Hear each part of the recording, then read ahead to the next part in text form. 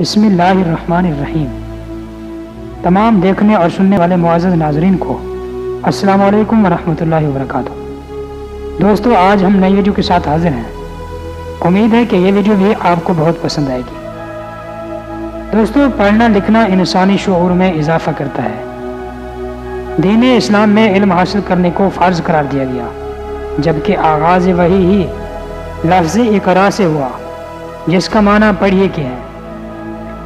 علم کو فروغ دینے میں کتاب سب سے زیادہ معاون رہی ہے، اور صدیوں سے کتابوں کی قدر کرنے والے معاشروں نے ترقی کی اونچائیاں چھوئی ہیں۔ کتاب جہاں علم و حکمت کا خزانہ سموئے ہوتی ہے، وہیں اس سے بہترین دوست بھی کوئی نہیں ہوتا۔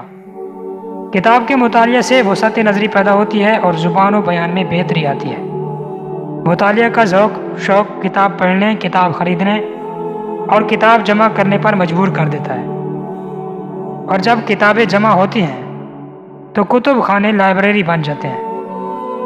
کتب خانے وجود میں آتے ہیں تو تحقیق کی راہیں کھلتی ہیں، لوگوں میں تخلیقی تعمیری رجحانات جنم لیتے ہیں۔ یوں فرد سے افراد اور معاشرے کو استفادہ حاصل ہونے لگتا ہے، اور معاشرہ علمی و فکری پروان چڑھنے لگتا ہے، کیونکہ کتب بینی سے علم اور مشاہدات نصیب ہوتے ہیں جو زندگی میں تغیرات کا باعث بنتے ہیں۔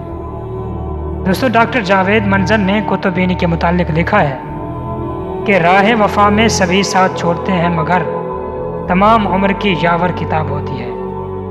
تاریخ کے جھروکوں میں جھانکنے سے معلوم ہوتا ہے کہ دنیا کا پہلا کتب خانہ 7ویں صدی قبل مسیح میں عراق میں بنایا گیا تھا، اور تاریخ اس بات کی شاہد ہے کہ جن معاشروں میں زیادہ کتب خانے ہوتے ہیں اور ان کی تزئین و آرائش اور سلیقہ مندی کا خیال رکھا جاتا ہے، ان معاشروں میں علمی و فکری ترقی کی شرح بھی زیادہ ہوتی ہے، کیونکہ ترقی یافتہ معاشرے کتابوں اور کتب خانوں کی اہمیت سے بخوبی واقف ہوتے ہیں۔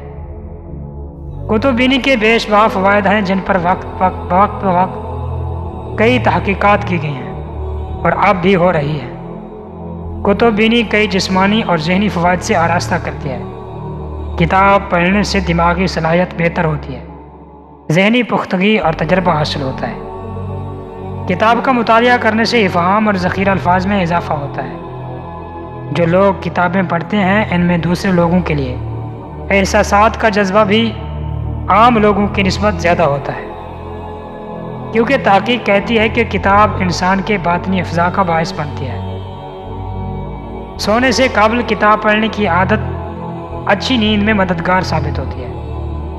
مزید برآں کتب بینی ذہنی تناؤ کم کرنے میں بھی مددگار ثابت ہوتی ہے، اور انسان کو ایک الگ جہان تخیلات میں لے جاتی ہے۔ برطانوی فلسفی روجر اسکروٹن نے اسی متعلق کیا تھا، انہوں نے کہا ہے کہ خیالی چیز سے ملنے والی تسلی خیالی تسلی نہیں ہوتی۔ دوستو، کتاب کے مطالعے کے لیے جہاں قاری کو کتاب خریدنے کی ضرورت ہوتی ہے، وہیں کتب خانے ہر معاشرے میں ایسے مقام ہوتے ہیں جہاں شمع کتاب کے پروانے بغیر خرید و فروخت کے بآسانی کتاب سے اپنا رشتہ پیوست کر لیتے ہیں۔ اور یہی وجہ ہے کہ لائبریری کو کسی بھی علمی معاشرے کا اہم گوشہ کہا جاتا ہے۔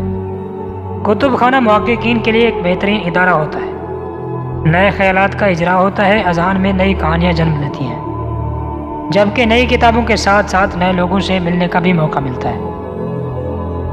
بہرحال کتب خانے کی اہمیت رومی فلسفی مارکس سیسور نے اس طرح بیان کرتے ہیں کہ کتابوں کے بغیر کمرہ ایسے ہی ہے جیسے روح کے بغیر جسم۔ تو دوستو، ہمیں چاہیے کہ ہم بھی اکثر کتاب کا مطالعہ کرتے رہیں۔ کتابوں کے مطالعے کے بارے میں آپ نے سن لیا، تو دوستو امید ہے کہ یہ ویڈیو آپ کو پسند آئی ہوگی۔ اگر پسند آئی تو ویڈیو کو لائک لازمی کر دینا۔ تب تک کے لیے اللہ حافظ۔